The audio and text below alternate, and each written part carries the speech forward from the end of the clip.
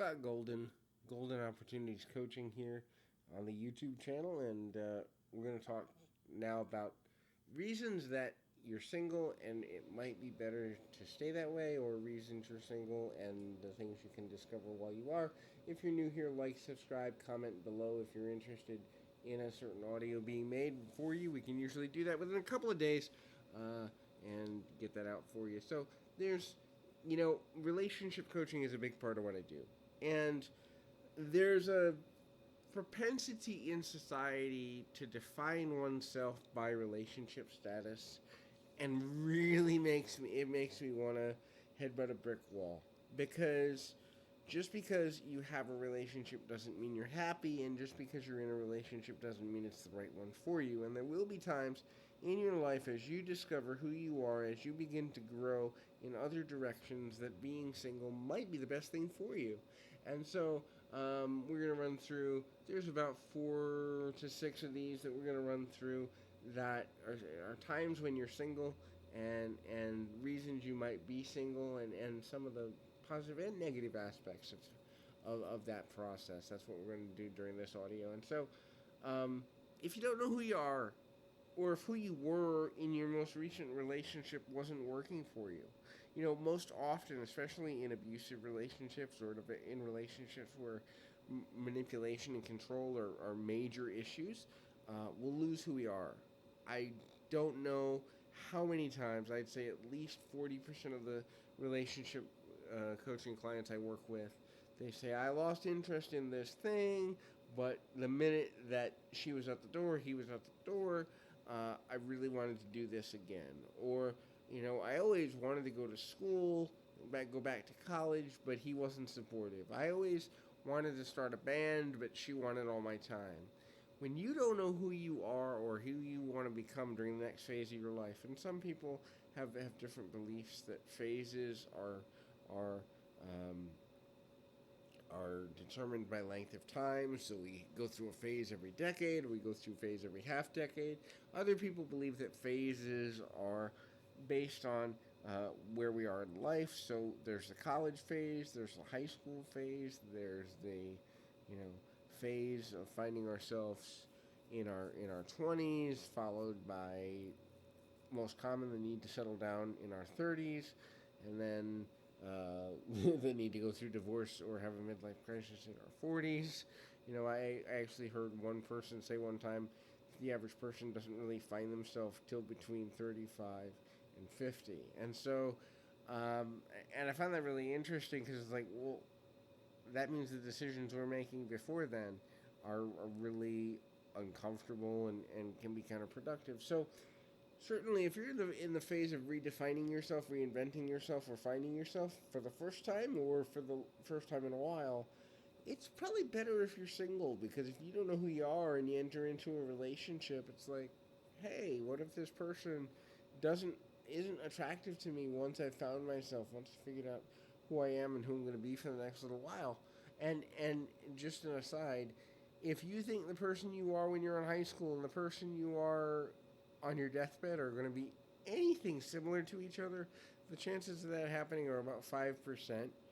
We go through life metamorphoses at least somewhere between 12 to 20 times in a lifetime. So you're always changing, you're always evolving, you're always growing, you're always going in new directions, and so it's worth acknowledging that, and that's why I'm not a believer in the soul mate or twin flame concept per se in spirituality.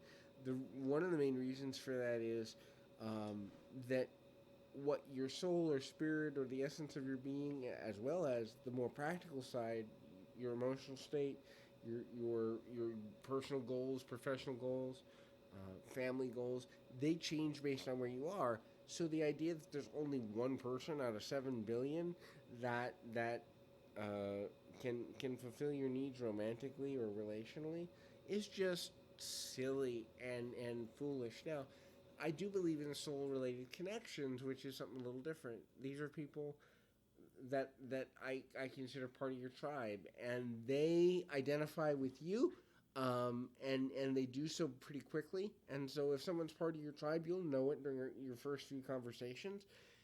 And those people are more likely to be compatible with you in a relationship. However, it doesn't mean that the relationship is permanent.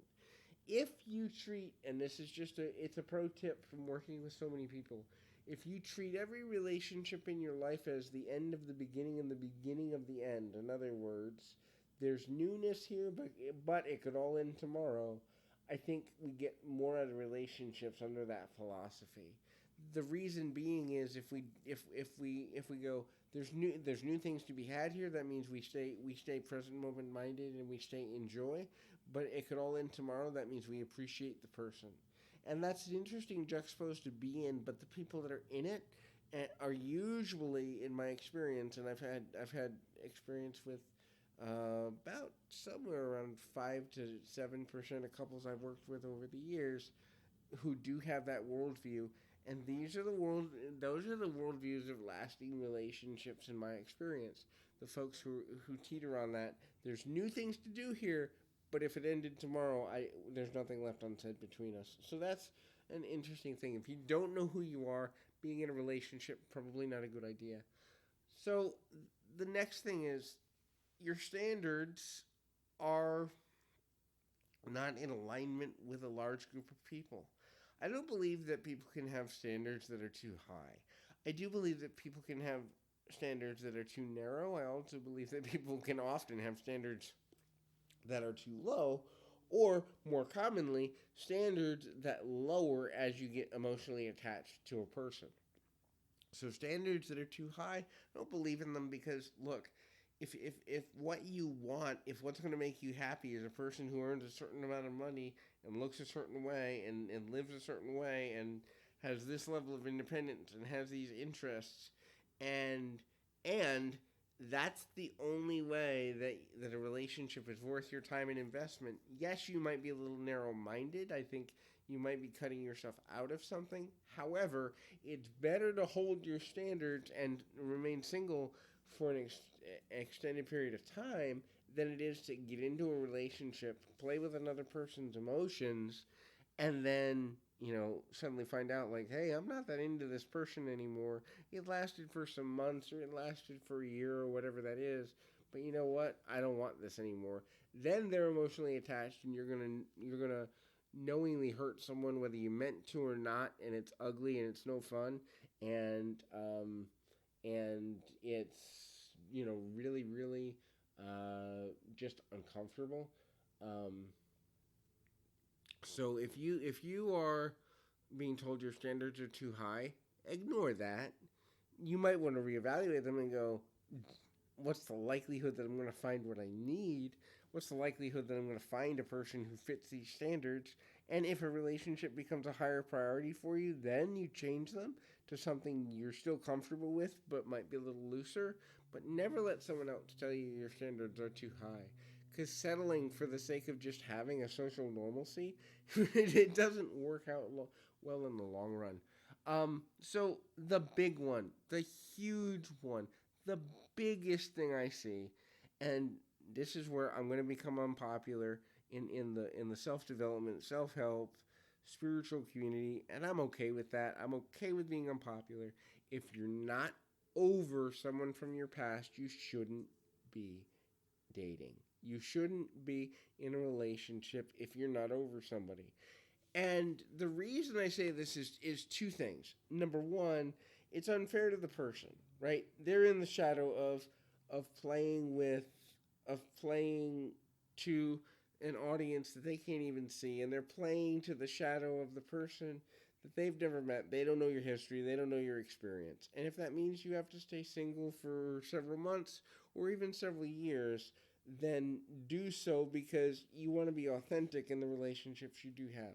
Secondarily, and this is where I have a viewpoint from personal experiences, many of them in fact, and some of them personal to me, as in both of my biological parents. I call them biological because that's my only connection with them, because they were highly abusive. So I can't call them parents because they really weren't, but biology I can't deny.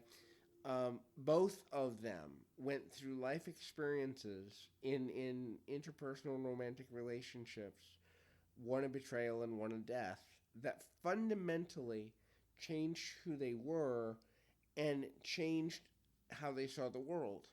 And they never recovered their trauma core.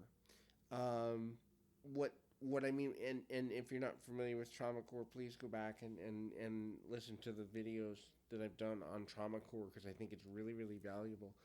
But in both cases, um, they married each other from a place of brokenness because society said they should. Neither one loved the other. Both of them said this independently to me on multiple occasions. They both explained the rationalization that led them to get married. They both explained the reason. For my biological father, he went through three marriages and an engagement after that. For my mother, she only went through two marriages, to my knowledge, although I didn't speak during the last decade of her life, so I don't know if she went through a third.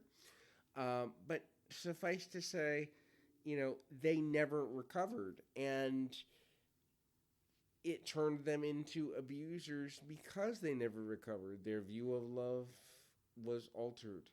And therefore, they took that out on anybody who was nearby, which happened to be me.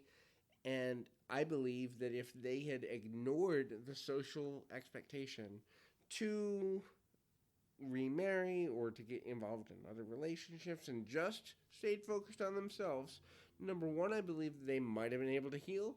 And if they didn't heal, they wouldn't have become the people who were abusive and put me through things that took years to recover from myself. So they wouldn't have passed on the negative traits of that lack of love. And I see this all the time with clients. Most commonly, it's something like I had a child with somebody X amount of years ago. They've moved on, therefore I should move on, but I still have love for them. And I can think of one client in particular who I've been working with on and off, and I have long-term relationships with my coaching clients. Sometimes I work with them very intensely for a few months, usually under 6, but they'll come back every 6 months or every year for tune-ups and kind of like, hey, here's what's going on. I value your opinion. Let's look at this. And there's one lady that I've been working with now probably for 10 years. And sadly, and she acknowledges it, she knows it, and she knows she's unwilling to change it, but she's still stuck on her ex-husband 10 years later. And every time I talk to her, it comes up. It's like, you've been married and divorced since then. You've done ABC since then. You've had people in your life die since then. You've had health scares yourself since then, and you're still stuck on this. Maybe you need to really deal with the trauma that happened in the ending of that relationship so you can find someone who can meet your needs, because in reality you're holding back because you're still living that trauma. And every time, without fail, she says, and I quote, I know I need to work on this. We need to set up sessions to really dig deep into this, and then never does. And it's sad because, there's a person who, let's say she lives 100 years, she's wasted a tenth of her life in the pain and anguish of a relationship that ended badly, ended poorly, and made decisions that affected other people's lives as a result of it. I've seen this happen I had a client not too long ago who was 20, let's say early 20s, on her third marriage in her early 20s because she was just reliving the same pattern. This is a huge problem, people. If you're not over a past relationship, run away from dating. I don't care if you focus on your career. I don't care if you focus on an artistic endeavor. I don't care if you focus on spirituality. I don't care if you focus on getting clean and sober, if you have an addiction problem. But if you're not over somebody from your past, if you can't look back at that and say, it's better that it's done, and I learned from it, and there were good parts to it and bad parts to it, but I wouldn't want to go back there, even if I could, And that's what it means to be truly over something. Then if you're not there, then dating is not in your best interest. So the next one is the second biggest thing I see. People don't commit because they fear being changed. And this is the crux of it, right? If you are in the right relationship, if you're in a relationship that's healthy for you and progressive and positive, then changes that your partner asks you to make, you take a quick investment and look at it in introspection of it, and you go, I'm willing to do this because I love this person more than I love this behavior, this thing, this whatever. But I don't feel pressured. And the minute I feel pressured to change myself, I'm in the wrong relationship and I need to get out. Reason being, that change won't stick if you're not making it for you. That change is only going to stick if you're making it for you, and sooner or later you will resent. My voice cracked there. Good job. You will resent uh, the decision to leave behind that situation. I can say the number of people who get out of a relationship and then they go back to a hobby, or they go back to living in a certain area of the country, or they go back to being in some cases polyamorous, and I've seen that a lot. Hey, I'm polyamorous, but I'll change for you. And then it's like 3 years into a relationship, they're like, yeah, I still find other people attractive. Bye. And then so they've changed for the relationship, and they realize that this isn't right for them. It's huge. It's a big deal. And so I'll point out just an experience I had, for those that know and been listening to the channel. And if you're interested, by the way, I do run a pro wrestling MMA channel. It's in the link on my social media pages if you're interested. You can also look it up, Pro Wrestling Logic, if you're a pro wrestling or MMA fan.